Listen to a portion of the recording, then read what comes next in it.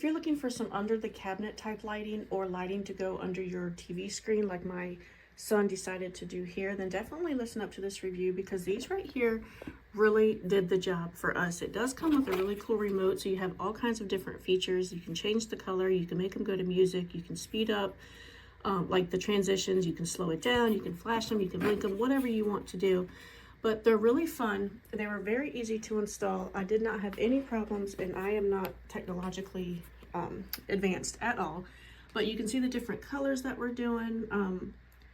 There's all kinds of different options. He likes to leave them on blue, but you just basically stick them to the underside of wherever you want, and then they have the adapters so you can hook them together in a line. It was a 3-pack. We only used 2, but you can see right here how they just hook together very easily.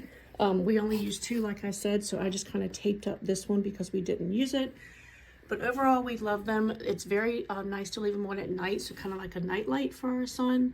But they do give the cool effect underneath the monitor as well. So definitely check these out if you were looking for some lighting like this.